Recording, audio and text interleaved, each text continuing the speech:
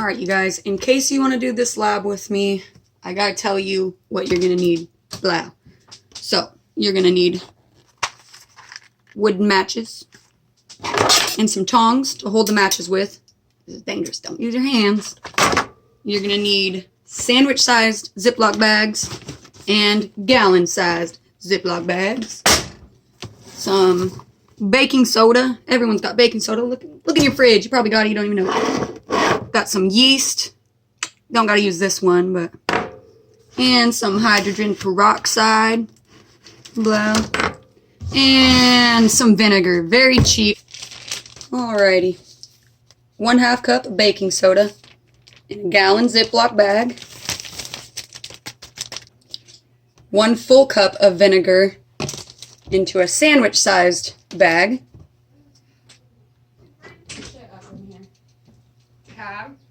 Yeah. Did you bring that shit up yet? You know, just go ahead and ruin my video. Alright, there's 1/2 cup.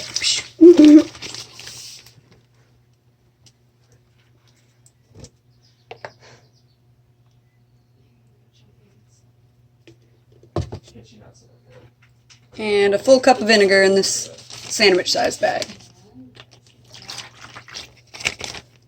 Alright, you're going to want to get the air out of both bags as much as you can.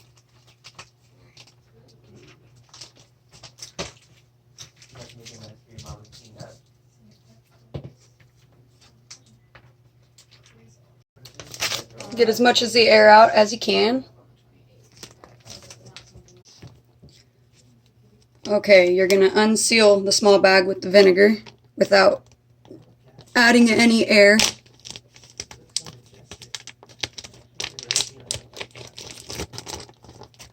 And you're going to place it into the big bag without spilling it.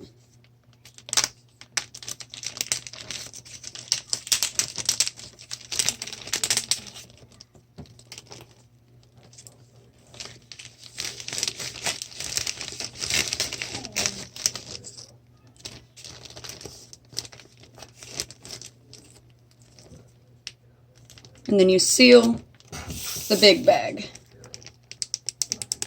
The little bag is still unsealed.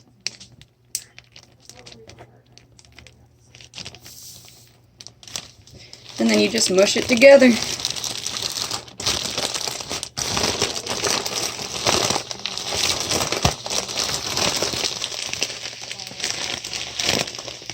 And the temp is very cold.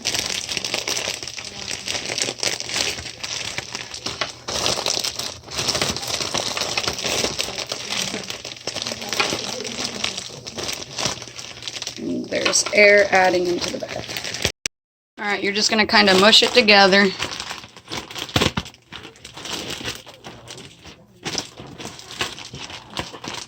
It gets kind of cold. And then you're going to let that sit. Set that aside. Now, we're going to heat up 1/4 cup of water to exactly 100 degrees Fahrenheit in a glass bowl. Okay, now once your water is warm, or 100 degrees Fahrenheit, you're going to add 1 teaspoon of yeast, like so.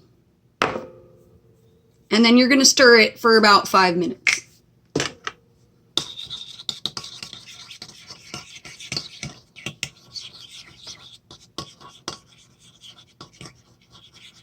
Yeah, it doesn't smell the greatest, but just keep stirring.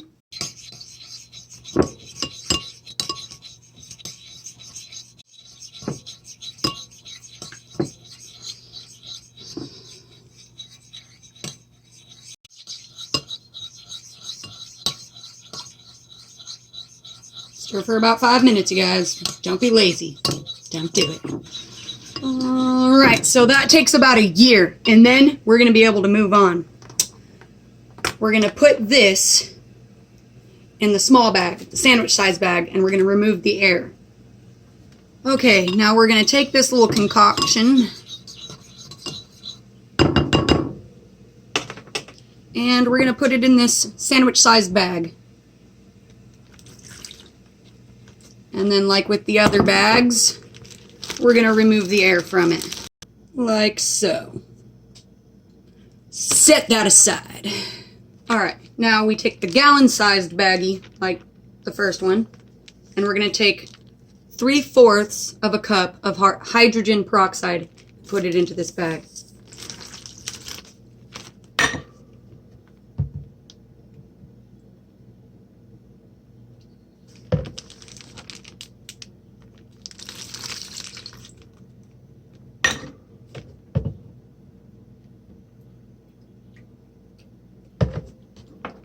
Blow.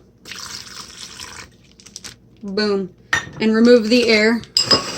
Nothing new. Repeat stuff like Hitler did. It works well. Remove the air and all that good stuff.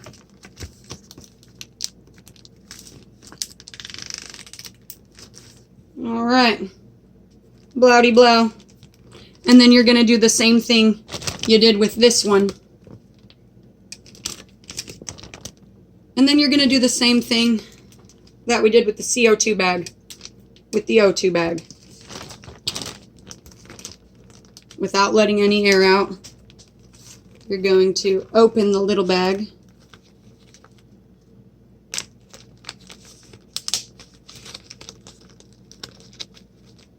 And then you're going to set it inside this bag, the bigger bag, without adding any extra air.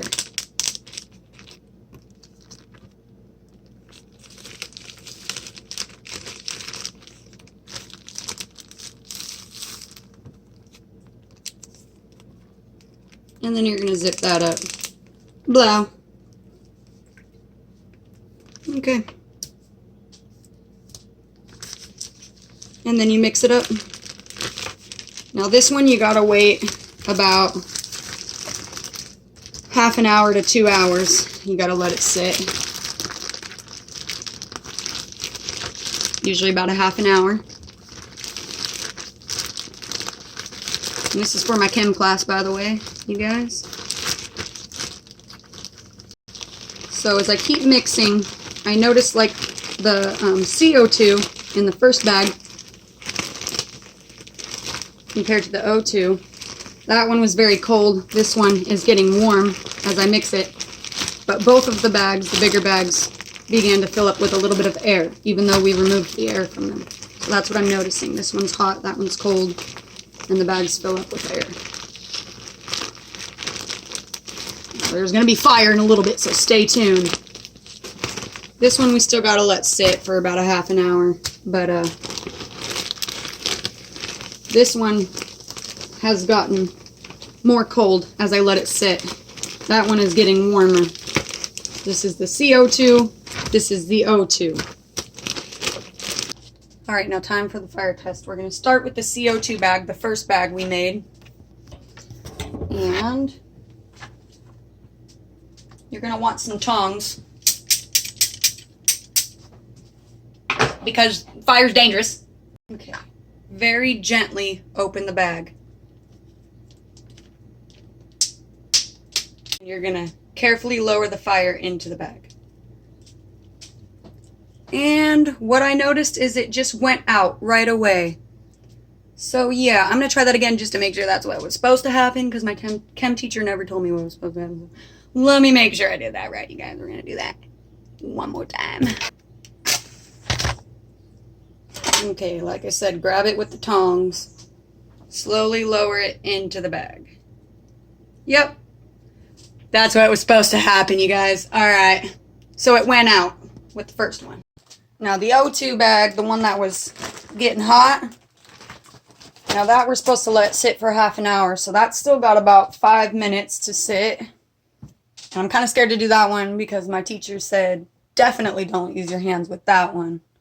So still going to do it inside, though, because, you know, coronavirus is out there and stuff, you know. And actually, after it's sitting so long, it's not warm anymore. It's actually kind of cold, so. Alrighty, we're going to do it the same as CO2 with this O2 bag here. except we're going to open the bag more carefully, and we're going to put the flame into the bag more carefully, more carefully, more carefully. Okay.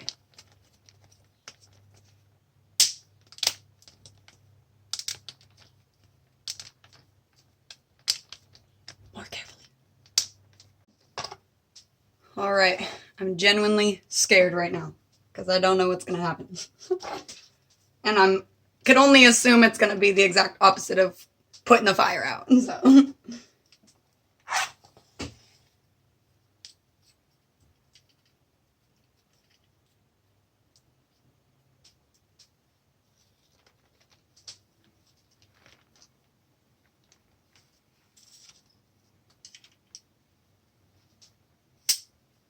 Okay, first try was a fail because the fire wasn't even there. So, okay, take two.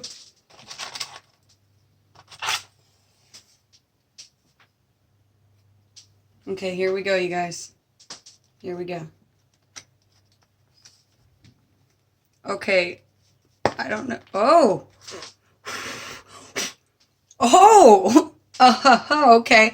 All right. Well, cool. I'm gonna do it one more time because that was cool. All right. Here we go. The fire gets bigger the deeper it gets into the bag. Alrighty, cool. Okay, so the first bag we made, which was the CO2 bag, that put the flame out entirely. Now the second bag we made, the O2, that just made the flame get bigger. So yeah, that was pretty cool. Thanks for watching.